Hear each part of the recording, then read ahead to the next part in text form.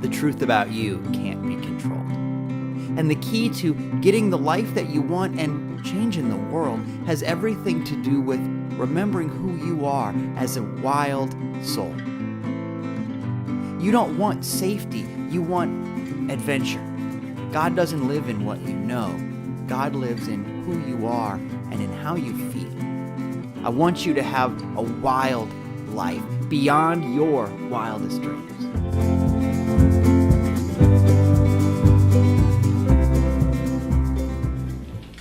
Our scripture for today. Then Peter came and said to him, Lord, how often shall my brother sin against me and I forgive him? Up to 7 times? Jesus said to him, I do not say to you up to 7 times, but up to 70 times 7. Now you've heard that before. It's popular. It's in the greatest hits collection. But I want you to think about that with me. I want you to try to get into the headspace of the people who heard that. Most likely, the kind of people who heard that were used to a different kind of idea about God. Most likely, the kind of people who heard that were used to the idea of the religion of retribution. The religion of some people are good and some people, not so much. The religion of revenge. For most people, the statement of purpose was something like, you guys are going to get it. But here comes Jesus, saying these outrageous things like forgive. Here comes Jesus, saying when someone asks for your coat, give them your cloak too.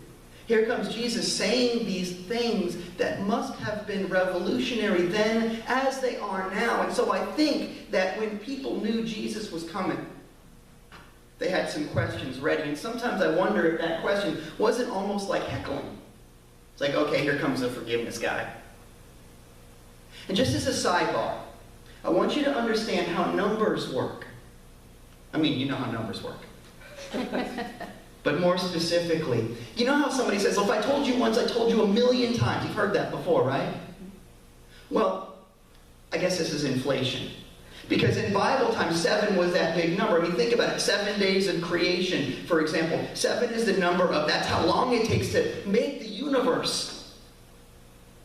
So, talking to Jesus going, oh, well, how long am I supposed to forgive? Like 7 times?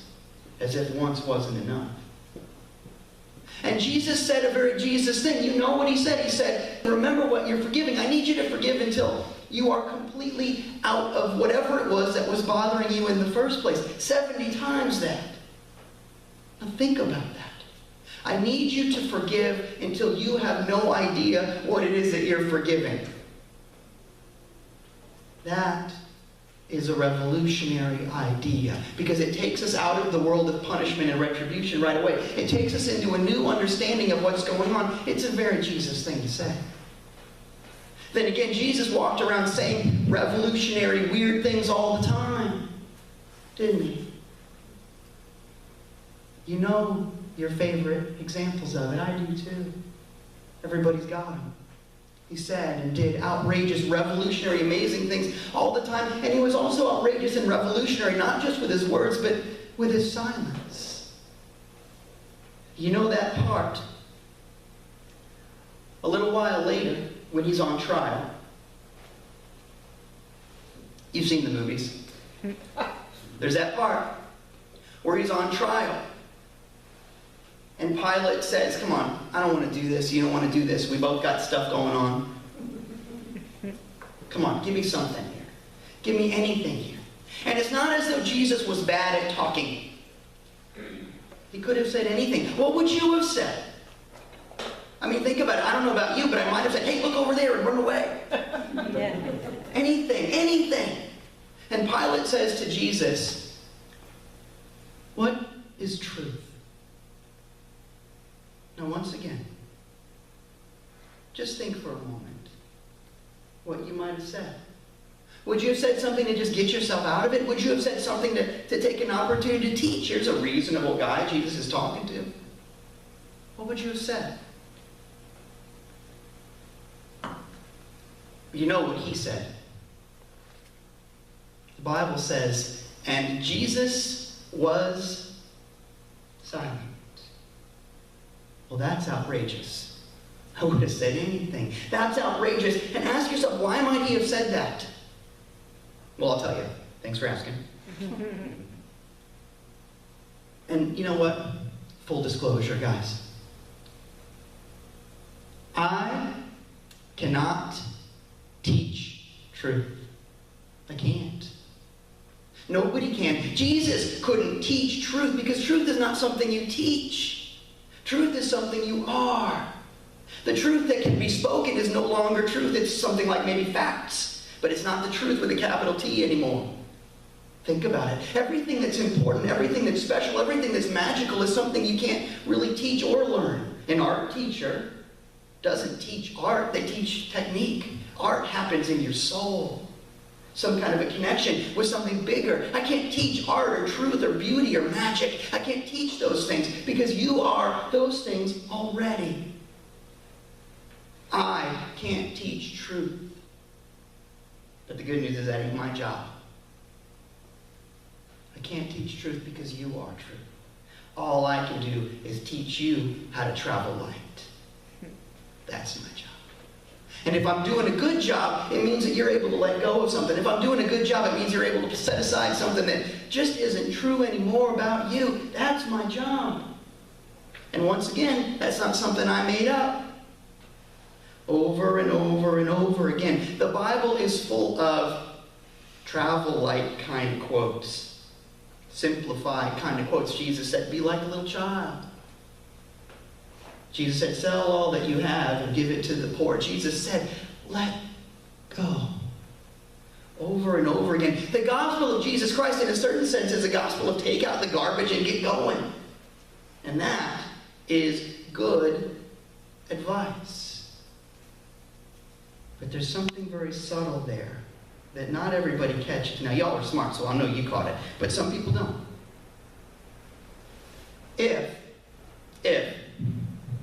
If I'm saying that all you got to do is let go of some stuff,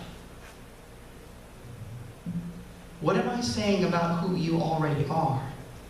If I'm saying that I can't give you this, but rather you are it, what am I saying about who you already are? If I'm saying that truth, good, happiness, wisdom, power, love isn't something you go get, but rather it's something that you bring, what I'm saying is you already are wonderful. It is a claim of inherent virtue. That there is something inside you that is already worth it.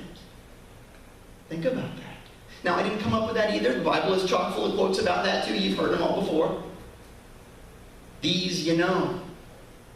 Have this mind in you that was in Christ Jesus. Go and sin no more, which means you can stop doing it. It's not part of who you are.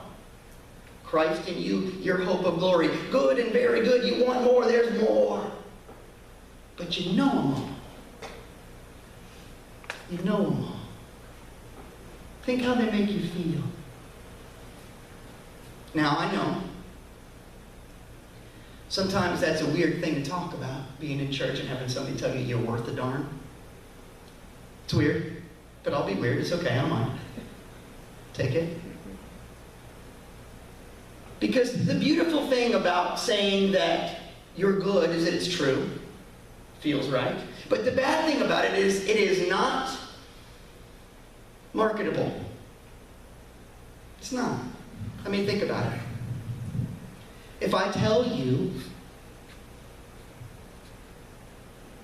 that you've got everything you need, then why come back? Boy, if my job is getting people's bottoms in seats, then I got to give them something. But it's also a matter of, let's say, work. If you come to me and you say, you know, life isn't going so good. And I say, well, that's weird because you're so good. Let's figure it out. Let's let go of some stuff. If you come to me and you say, you know, there's bad things going on in the world, and I say, you know what, let's go fix it. Let's make a sandwich for somebody. Let's show up and let's do something. Well, that's work. And it's so much easier when somebody says, hey, you know, my life isn't working. It's so much easier to go, well, that's because everything's broken. And you're broken. But come back and we'll celebrate our brokenness every Sunday, and you'll put money in the plate, and we'll just get through this. It's more marketable. And we see the beginning of the difference of the religion of Jesus versus the religion about Jesus. The religion of versus the religion about. There's an important distinction that happens. There's an important change that happens when religion starts to be about, what can I label you as? Because you are in trouble unless I can give you some kind of a label. Religion has a lot of ceremonies. You've heard that. You've seen it. Whether it's the wedding ceremony where two people walk in single and they come out the other end married. There's a christening ceremony where you sprinkle or dunk or do whatever. Don't sprinkle, that's different. I made that up. Even a birthday party is a ceremony of a transition from one thing to another. You see it in the physical institution when there's holy water at the front door or a mezuzah, the scroll on the door. There is this thing that happens when you go from one to the other. And if you're the kind of person who believes in labels, you might be tempted to think that the purpose of those observances and rituals is to protect you from the time when I don't know who you are. You know, I'm not single and I'm not married yet. I need a guard there. I need Daddy to walk me down the aisle, for example. I need protection. I need holy water to cleanse me from outside to inside. I need something to protect me from that place where I don't know who I am. And I understand the temptation to see the rituals that way, but think about it with me. Is that who you are? Are you defined by whether or not you're single or married? Are you defined by whether or not you're 7 or 8? Are you defined by all of those outer things? The labels that other people or your church can give you? Let me put that another way. Don't you think God knows who you are? So maybe those rituals don't mean that at all. They mean something else. There's a hidden meaning. And I'm so glad I get the chance to talk about it today. The hidden meaning can be found in something Jesus said that was really weird. He said, if you're going to go to the temple and give your offering, and you realize on the way that there's some bad blood between you and your brother, go fix it first, and then come back. Now, why is that important? Think about that for a minute, because it would be so easy, especially if I'm representing the clergy, to say, you know what, it doesn't matter if you got bad blood. Please put stuff in the basket. But as always, the physical thing is so much less important than what's going on in your heart and what's going on between your ears, what's going on in you. What you give is just the outer representation of who you are. And so the reason that we have that cleansing, the reason that we have those rituals, the reason that we have all of that has nothing to do with whether or not we can define you. It has nothing to do with you being in danger. It has to do, are you ready? With the fact that you are dangerous. Yeah. You're dangerous because you are so powerful. You are dangerous because anything you take into the temple is magnified. Because God's there. Anything you take into the temple, you're going to get more of in your life. And so if you walk in with bad stuff going on in your heart, what are you going to get? More bad stuff. This has nothing to do with you being powerless. It has to do with the idea that you are so powerful already because you're a child of God, that your job is to let go. Your job is to travel light. Your job is to forgive. Because you don't want more of whatever it was that you're working on forgiving, do you? And think about it. And don't just think about it, feel about it. How does it feel when I tell you that you're powerful? How does it feel when I tell you that every child of God is born with absolute power to create, to experience, to express, and absolute freedom to screw up? I've done those things. Maybe you have too. Don't try this at home. We are born with absolute power and absolute freedom because that's absolutely who we are. How does that feel when I tell you that? The reason that you have a feeling connection with that, the reason that you have a heart connection with that, says something else about what's going on inside of you. Because with that freedom and power, we can get into a lot of trouble. I know I have. We were all teenagers once. Some of us still are. But to balance that out, the Lord gives us something else too. To balance out that freedom and power, God has put in every heart a homesickness, a craving for love, a craving to connect, a desire to belong to something, specifically a homesickness for a relationship with God. And it has nothing to do with what church you go to, although I'm glad you're here, and everything to do with where you are in your relationship with God. Everybody has a homesickness to connect. Everybody. And that means something very important. It means that whatever that person did that really hurt your feelings, they were just trying to connect. They had a dumb idea about it. Okay, I've had dumb ideas. Have you? Oh, maybe not. Maybe just me. Okay, that's fine. Think about it. When I think about the outrageously stupid things that I did, just trying to connect, just trying to belong, just trying to get through, just trying to get validated, for example. Maybe everybody's got a story like that. And maybe this is the beginning of how we let each other off the hook a little bit. Because the truth is, that's just that heart wanting to connect to something and just a bad set of ideas for how to do it. So do you fix the calling, or do you fix the consciousness? Do you fix that craving, or do you fix the ideas? Our job is not to punish, but rather to educate. Ask yourself how you do that. Like I said, I've gotten myself in a lot of trouble just trying to connect. But I know for sure the thing I have done that is absolutely the most damaging. You ready? And when preachers confess things, it's usually very ugly. It's okay. The thing that I have done that has been the most damaging in my quest for connection is hold a grudge. You ever felt slighted? You ever felt like somebody, ooh, they really messed you up? How does that feel? There's a part of you that hurts. But if you're anything like me, there's also a part that's like, ooh, this feels pretty good. Because now I've got this part of my identity. Ooh, I got this thing. Somebody owes me, and now it feels good to be owed a little bit. You know what I mean? I want to connect, and on some superficial level, when I hold a grudge against you, now we're connected, man. Do you know people who go from grudge to grudge? Well, it's just because they're hungry for the same thing that we're all hungry for. I've been that person. It feels so good to be wrong to some kind of weird martyrdom thing. But the truth is, it doesn't really scratch the itch. It doesn't really satisfy that craving. It's junk food, empty calories. So we want to connect, hold a grudge, and it feels okay for a minute, but it doesn't get us where we want to go. And so some people go looking for the next scar. And it's this weird feedback loop that some people just get to the place where they identify with their scars.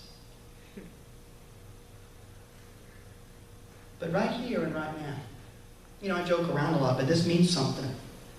I want you to know that that doesn't have to be you anymore. I want you to know that you can let go of whatever that was. I want you to know that there is no merit badge for suffering. Boy Scout, Girl Scout, campfire, doesn't matter. No merit badge for suffering, I checked. And in fact, once again, if everything is practiced, practicing suffering only makes you better at suffering. And you've had enough. I know it. We have had enough. You are allowed to let that go. You are allowed to no longer be defined by your scars. And in fact, think about it with me for a second.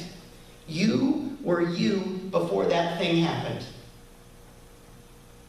That means it's not the truth about you. So let us find ways to begin to release it. Because what the universe wants from you is a more honest version of you. What the universe wants from you is something true about you. Just like Pilate asked Jesus every conversation, is the world asking you, what is your truth? What can you share about what's in and on your heart? Things happen, things change when we stop that cycle of blame and being slighted and blaming again. And we decide to learn. What I'm talking about is a change of consciousness. Because you cannot forgive if you're on the same level of consciousness as when the slight happened. It's a lot. It's a lot of fancy words. Let me see if I can find a better way of saying that. Oh, I know.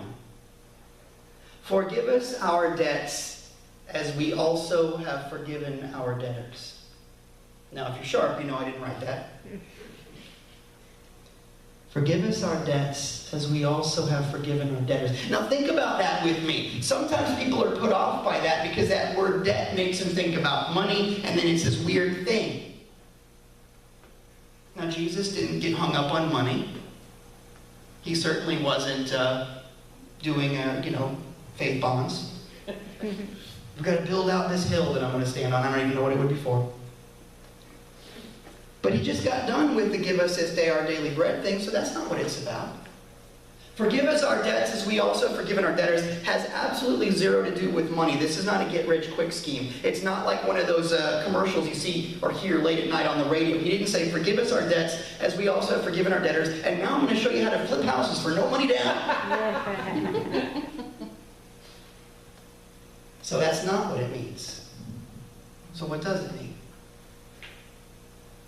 As I dramatically sit my teeth.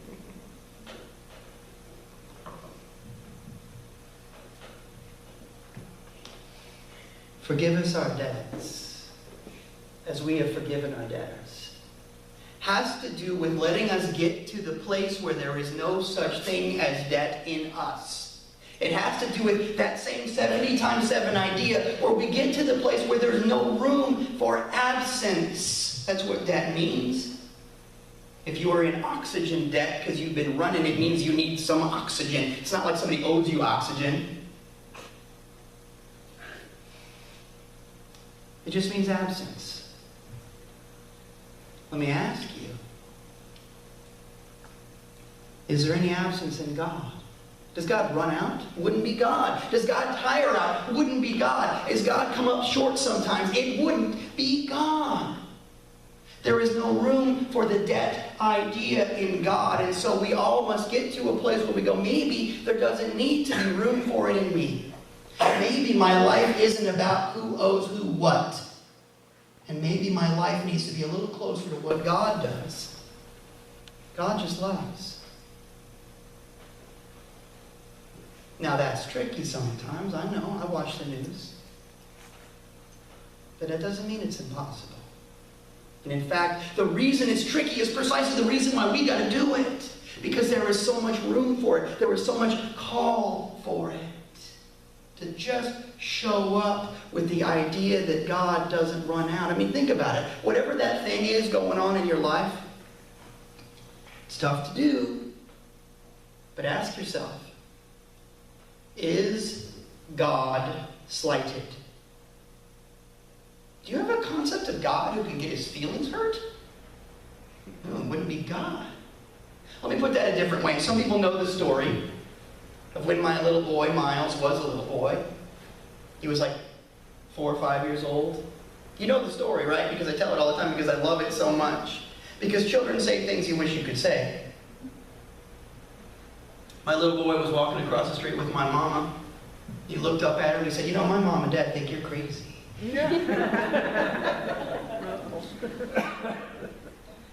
Now, kids say stuff like that. They're not trying to hurt, they just say stuff like that. Now, it's a pretty small person that gets offended by what a child says.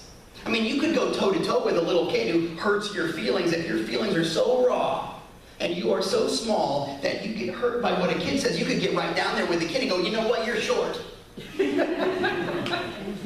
But you don't do that.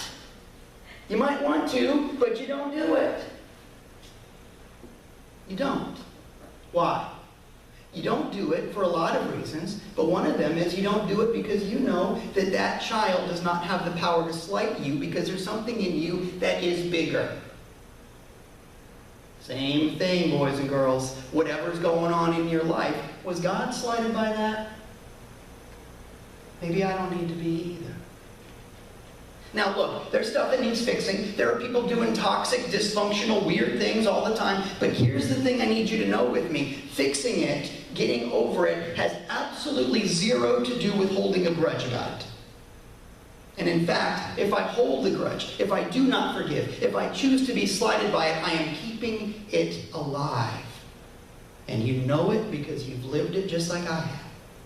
It is time to let go of that. And sometimes that feels tricky. Sometimes people are like the other brother in the prodigal son story. You know the one? The cool kid, prodigal son, goes out, goes to Vegas, whatever. And the other brother just hanging out. The prodigal son comes back, and there's a party, and all, you know the story. And the good brother, the one who was home the whole time, says, "Hey, where's my party? I was here." And to paraphrase a little bit, the dad says, "Dude." It's probably like low, but whatever. Low and dude are very similar. Just listen. You were here. Everything was fine. You got to hang out in the mansion and all of that. What do you want?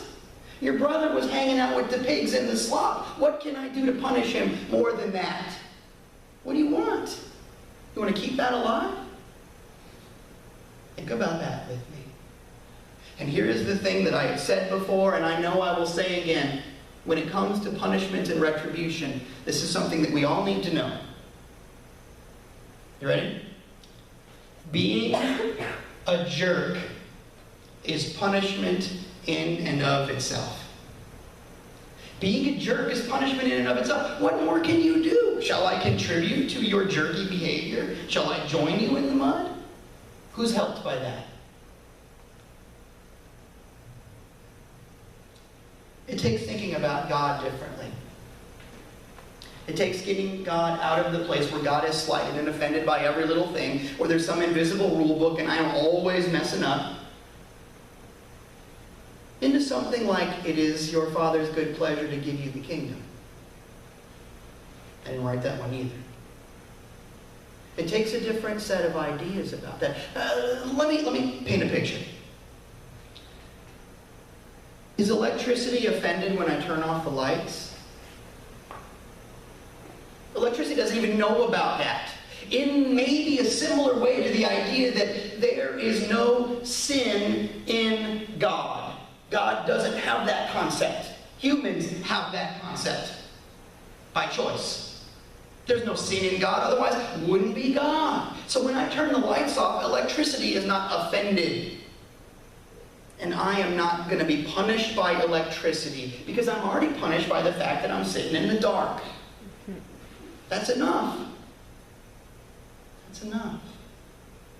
Man, oh man, some people have been sitting in the dark for a long time. But when I choose to stumble around until I find it, or some amazing person, some wave shower just flips on the light, how long do I have to wait for my forgiveness? Speed of light, man. Speed of light. But faster, because we're talking about God stuff. The forgiveness comes as soon as I quit it. Thou shalt quit it. The forgiveness comes when I turn on the light. The forgiveness comes when I let go. The forgiveness comes when I stop being concerned about punishing and start being concerned about something different. My job is not to punish. My job is to be the light. It is time for us to shine. It is time for us to flow. It is time for us to connect. When I decide that somebody else owes me something, I have decided that they are the only way that good is going to come for me. So let me ask you, are you 100% sunk if that one person doesn't do the right thing? Because you're going to be waiting a long time. It might be that they never do that thing you need them to do. And it might be that you're wrong. Uh-oh. What if God is bigger? Can we let go? Can we forgive? Can we say to the world, I don't know what you're going to do, one individual person, but I know what God's going to do in my life, and I throw the doors open and I let it go. Can you do that for somebody else today? Can you let go of something today? No, sounds all right. I can do that, Dieter. Thank you. So here's the secret. All along, I've been talking about you. Maybe there's something you've been hanging on to. Some old slap yourself in the head in the middle of the night. Why did I do that kind of a thing? That's not the truth about you anymore. You're allowed to be free because I know who you are. And I don't know everything, far from it, but what I do know is God needs you free.